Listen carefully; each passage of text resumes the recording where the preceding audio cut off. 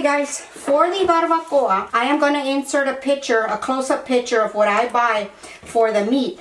Barbacoa traditionally is the beef heads, and of course my kitchen is very small. I can't cook that big old beef head, so what I do is I buy the cheeks. And this, I bought it at my local grocery store, which is H-E-B. But I'm sure if you look around, you'll be able to find it. It comes in 2 parts here. And what I'm going to do is I'm going to open this in the sink. I'm going to rinse it real well because that's what I do these days. I rinse everything real well. And then we are going to put it into our baking tray because we are going to bake it. And then I will be back to show you what it looks like in the pan. Okay guys, I already washed the meat, rinsed the meat and everything. And I'm going to show you just so you'll know ahead of time. This is the fat that comes out of this small package. 1 pack is enough for our family because this is not, you know, a whole bunch. This is what gets thrown away. Some people cook it with it. I don't like that much fat, and it still has some right here. And you just slice it off. And it's very hard to slice off, so you have to be, you know, use some force. So I just wanted to show y'all what the reality of this is behind the scenes, you know, of barbacoa. And now we are going to move on to season this. I'm going to get rid of this. Okay, we're going to prep our pan. You probably don't need something this big, but I like to use it just, you know, just to make it easy on myself. And what I do is I like to line the pan, cover it real well, makes for easy cleanup. All right, now we are going to put in our beef cheeks and we are going to season them.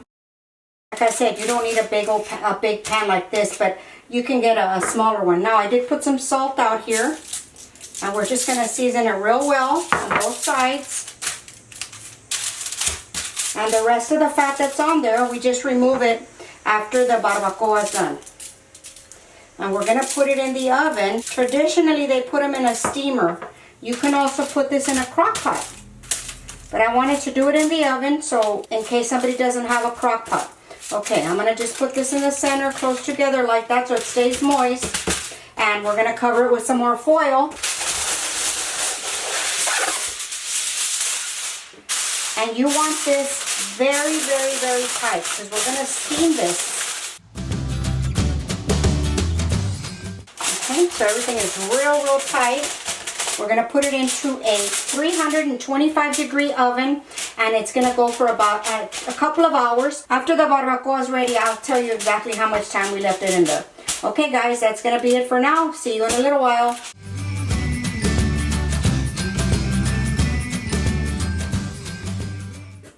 Okay guys, we're going to get our little condiments ready while we're waiting for our barbacoa.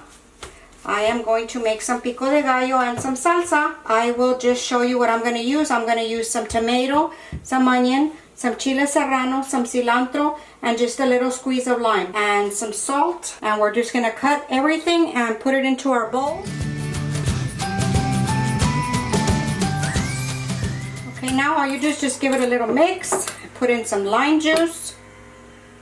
Keep everything nice and fresh. And some salt. And that's it. Keep it refrigerated till the barbacoa is ready. And this smells delicious. There we go.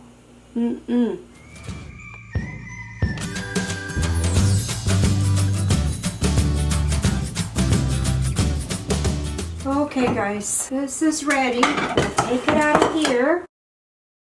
I'm going to slide it in here onto this plate so I won't have this big old container here.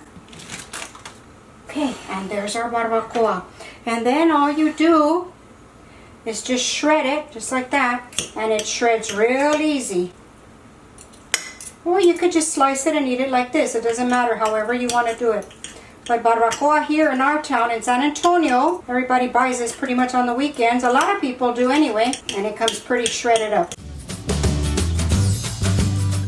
Okay, then all we do is get an avocado. Alright guys, everything is ready. Here's our barbacoa. We got some avocado, some salsa, some pico de gallo, and last but not least, our famous Big Red. Big Red and barbacoa. Who doesn't eat that in San Antonio? Let me know in the comments. Okay, and what we do here, we just put a little bit of barbacoa. Now I use flour tortillas. You can use corn tortillas. Use whatever you like. Put your barbacoa in here and your salsita. Look at that. And then of course, if you like, a little pico de gallo. And look at that.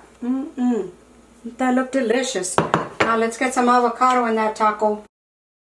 And there you go, guys. This is my version of home-style barbacoa. And like I said, you can have it with corn tortillas. It doesn't matter, whatever you prefer. And then, of course, all the condiments, you pick what you like. And there's our Saturday morning breakfast. You can even put the barbacoa the night before and just put it on low heat, and it'll be ready by the time everybody wakes up in the morning. Actually, it'll wake you up with the smell because it smells delicious. Okay, guys, that's going to conclude the video. I hope you enjoyed it. If you did, please give us a thumbs up and share with family and friends. That sure helps us out here at Virtual Kitchen with Laura. And go visit us on Facebook and Instagram. I will have what I can link below any items that I may have used. And I'll see you on the next one. Bye.